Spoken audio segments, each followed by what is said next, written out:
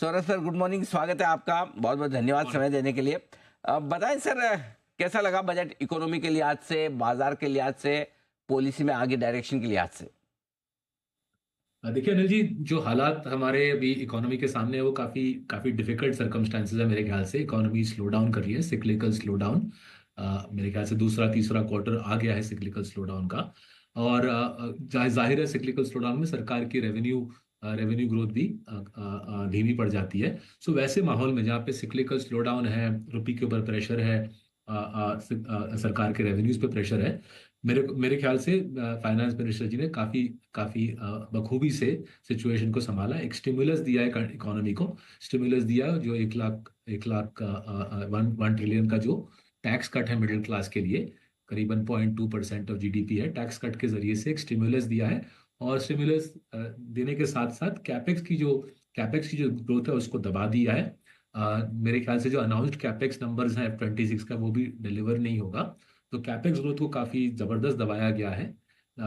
Middle class को tax cut दी गई है और साथ ही साथ काफी मेरे मेरे मेरे मेरे सिग्निफिकेंट लगा कि रेवेन्यू एक्सपेंडिचर माने कि सब्सिडी सब्सिडी भी पहली बार 5 साल बाद सब्सिडी ग्रोथ भी पहली बार डबल डिजिट में आया है। सो कैपेक्स ग्रोथ को दबाया, मिडिल क्लास को टैक्स ब्रेक दिया, सब्सिडी ग्रोथ पहली बार डबल डिजिट में हुआ 5 साल में, और उसके साथ ही साथ बजट डिफिसिट को हटा दिया गया है।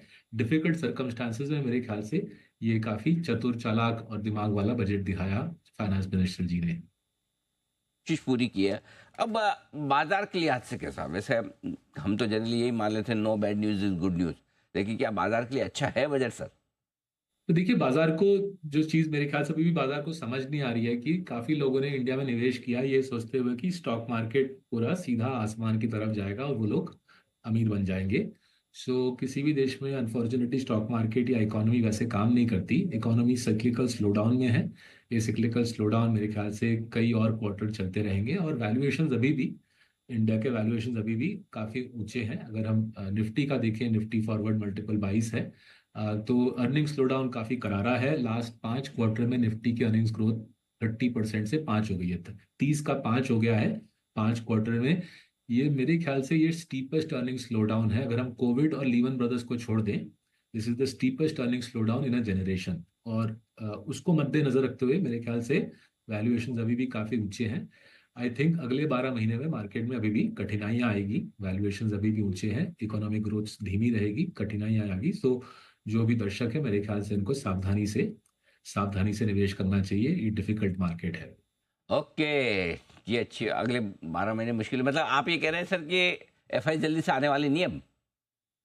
एफआई जल्दी से आने नहीं है। मेरे ख्याल से जो सोच समझ के डोमेस्टिक निवेश करते हैं वो भी सावधानी बरतेंगे अगले 12 महीने में। Because as I said economy धीमी सिक्लिकल स्लो डाउन में है, अर्निंग्स ग्रोथ धीमी पड़ेगी, और वैल्यूएशंस अभी भी वहीं के वहीं है। फॉरवर्ड फॉरवर्ड मल्टीपल निफ्टी का 6 महीने पहले भी 22 था, आज भी 22 है। तो अभी भी करेक्शन मीनिंगफुल मेरे ख्याल से कुछ हुआ नहीं है। अगर जो लोग करेक्शन लेके, जो लास्ट 3-4 महीने का करेक्शन लेके जो मायूस हो रहे हैं, उनको ये बताऊंगा ये तो भी झांकी है, पूरी पिक्चर बाकी है। मतलब मतलब प्राइस करेक्शन के साथ साथ अर्निंग करेक्शन भी तो हो गया ना, तो फिर बात वही होगी, वहीं के वहीं है। आपके कहने का मतलब बहुत हाँ ये। जी, अभी तो हाँ, आपने बिल्कुल सटीक बोला अनिल जी। अब तक जो करेक्शन है वो केवल अर्निंग्स करेक्शन था, अभी तो वैल्यूएशन करेक्शन होना बाकी है। पी मल्टीपल का होना बाकी है, तो इसका मतलब तो सर फिर मिड कैप स्मॉल कैप शेयरों में दुख दर्द तो अभी बहुत बाकी है। हाँ जी, सो मतलब आप ठीक छेड़ रहे हो। लार्ज कैप में उतनी बुरी हालत नहीं है वैल्यूएशन के नजरिए से।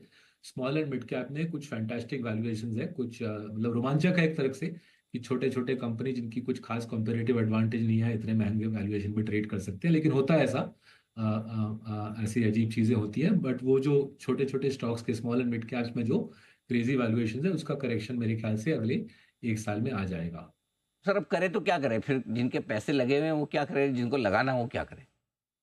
तो जब मैंने शुरुआत की थी स्टॉक मार्केट में 20 साल पहले, हम्म। मुझे एक दिग्गज ने समझाया था कि बहुत, जब रिसेशन आती है, जब ग्रोथ की स्लो डाउन आती है, एक बहुत सिंपल सा नुस्खा है, वो उसको अपनाना चाहिए, hmm. Which is IT pharma FMCG की तरफ जाना चाहिए। सो जैसे दर्शक जन समझ गए होंगे, हम्म। आईटी और फार्मा इंडिया में एक्सपोर्ट सेंट्रिक सेक्टर्स हैं। करेक्ट। जैसे जैसे रुपी रुपी धसती रहती है उनकी अर्निंग्स बढ़ेगी। साथ ही सस्ती साथ रहती। ये बोलना पड़ेगा कि अमेरिका की इकोनॉमी काफी शानदार शेप में है।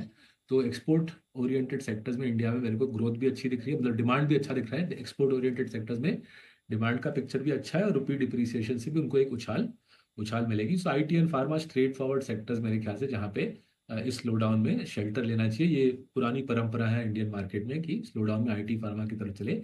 एफएमसीजी उतना आसान नहीं है इस डाउन टर्न में, बिकॉज एफएमसीजी की starting valuations in the down turn थोड़े से रिच हैं। बट अगर मैं ब्रॉडर कंजम्पशन कॉन्टेक्स्ट देखूं, FMCG auto specially non urban consumption, बड़े शहरों के बाहर जो कंजम्पशन स्टोरी है वो कुछ हद तक इम्प्रूव हो रही है। सरकार खर्च रही है बड़े नॉन अर्बन पे, सब्सिडीज बढ़ाई जा रही है, जैसे मैं बोल रहा था बारिश अच्छी हुई है। सो नॉन अर्बन कंजम्पशन जैसे कि ट्रैक्टर, जैसे कि सस्ते कपड़े, जैसे कि पेस्टिसाइड्स फर्टिलाइजर्स, उस वैसा एक सेटिंग देखिए नॉन अर्बन कंजम्पशन। और आईटी एंड फार्मा उसके साथ साथ, दीज आर क्या बोलूँ, शेल्टर, स्टॉर्म शेल्टर। ये स्टॉर्म शेल्टर है जो आपको अगले साल के मंदी को झेलने में मदद करेगा। ठीक बात है, बिल्कुल आपने सही कहा कि डिफेंसिव सेक्टर्स पे करें फोकस। एक तो दो एक्सपोर्ट वाले जो आईटी और फार्मा, थोड़ा एफएमसीजी रिटेल वाले स्टॉक्स जहां थोड़ा कंजम्पशन का बूम मिल सकता है। सौरभ सर, बहुत बहुत शुक्रिया आपका, धन्यवाद। समय दिया आपने और विस्तार से बजट पर और बाजार पर अपना डायरेक्शन हमारे दर्शकों के साथ शेयर किया। Thank you. जल्द आपसे फिर मुलाकात होगी। Thank you so much sir, बहुत बहुत शुक्रिया। बढ़ते हैं आगे।